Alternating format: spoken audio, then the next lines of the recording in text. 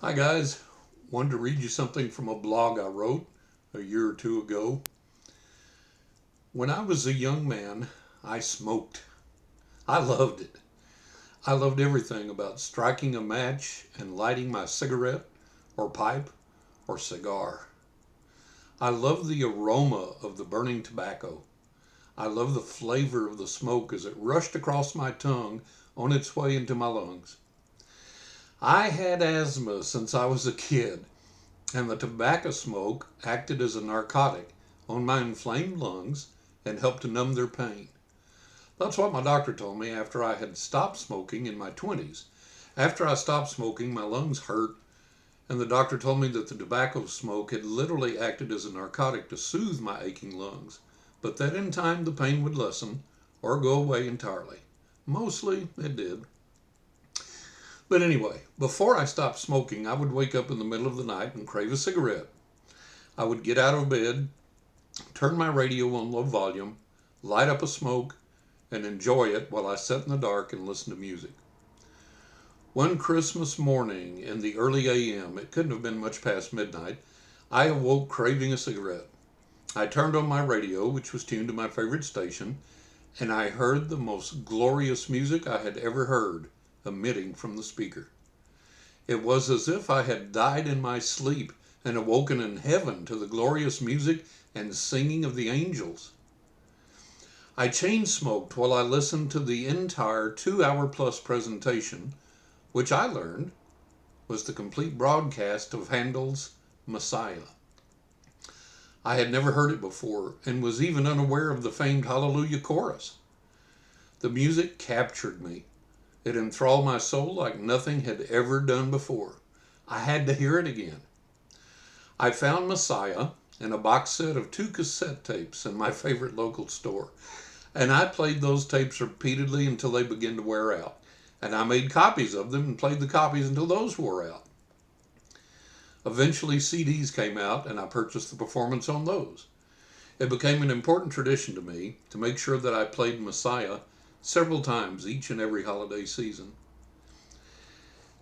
As I write this, and now speak it to you, I'm an old man. And Handel's Messiah is playing in digital form on my desktop computer, thanks to Amazon Music, and emitting from small but sophisticated speakers on my desk. As I listen, I'm transported back to my small, dark room, the sound of the small transistor radio tuned to the frequency of my favorite FM radio station, and the glow of the cigarette providing occasional illumination in the darkness. It's a full circle moment, and one that fills me both with a mild nostalgia and a gratefulness for the life I've led and sometimes had to survive. In my youth, listening to Messiah filled me with a certain reverence and hope. In my old age, it mostly wraps bandages on the wounds my soul has suffered along the way. So in some respects, it has been a sort of panacea for me for most of my lifetime. A crutch to lean on emotionally. A reminder that beauty can be found amongst the ugliness so prevalent in the world. A small light in the darkness. A friend whose comfort has been consistent when so many other areas of my life have faltered or failed entirely. The key to the ability to endure life with some level of happiness is to find out exactly what it is that keeps us going, makes us happy, and enables us to achieve an upbeat mood, and then to hold on to that with a grip of iron and forbid anything or anyone to wrest it away from us. It must have enduring and eternal qualities, or at least be able to survive our journey on earth with us. It should be something that's immune to the winds of change and the fads of fashion and fleeting popularity.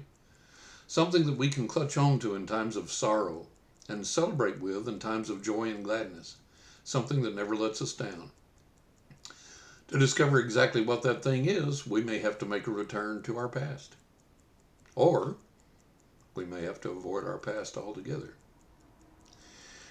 Maybe we've neglected to have made such an anchor for our souls along the way, and now we find ourselves adrift.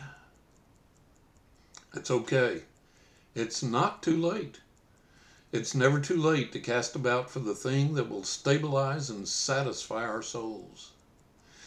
We may have to do a little serious soul searching in order to discern true north, to find the direction that will lead us to our warm blanket of comfort that will shield us from this chilly world.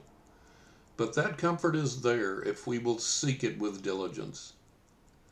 I hope that you will either discover this needed balm for your soul, your very own Messiah, or recognize and appreciate the thing that has been a joy and comfort to you for all of these years. And that in this somewhat strange and difficult holiday season, that you will allow it to continue to bring you hope.